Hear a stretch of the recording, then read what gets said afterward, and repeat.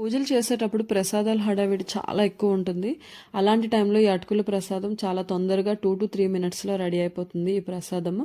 So skip చేయకుండా వీడియోని అయితే ఫాలో అయిపోండి, చాలా యూజ్ ఉంటుంది. దానికోసం నేను కప్ అటుకులు, కొంచెం కిస్మిస్, కొంచెం కట్ చేసుకున్న కాజు, నేను డేట్స్ ఇక్కడ డైరెక్ట్గానే వేస్తున్నాను, మీరైతే పీసెస్గా కట్ చేసి వేసుకోండి, అలా అయితే కలుపుకోవడానికి ఈజీగా ఉంటుంది. 1 స్పూన్ నెయ్యి, 2 యాలకులు దంచి వేసుకోండి. కొంచెం పచ్చకర్పూరం మీ దగ్గర ఉంటే యాడ్ చేయండి, లేకపోతే స్కిప్ చేసేసండి, ప్యూర్లీ ఆప్షనల్. వీటన్నిటిని ఇప్పుడు మిక్స్ చేసుకోవాలి. నేను పీసెస్గా కట్ చేయలేదు కాబట్టి నాకు కొంచెం టైం పట్టింది. మీరైతే పీసెస్గా కట్ చేసుకొని వేసుకుంటే తొందరగానే రెడీ అయిపోతుంది ఈ ప్రసాదం అనేది. లాస్ట్లో కొంచెం బెల్లం వేస్తున్నాను నేను, షుగర్ కూడా వేయట్లేదు.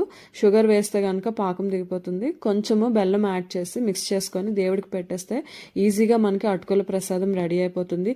దీన్ని ఏ పూజకైనా యూజ్ చేసుకోవచ్చు. మరి ముఖ్యంగా వెంకటేశ్వర స్వామి పూజకి అయితే ఈ ప్రసాదాన్ని ఎక్కువగా పెడతారు.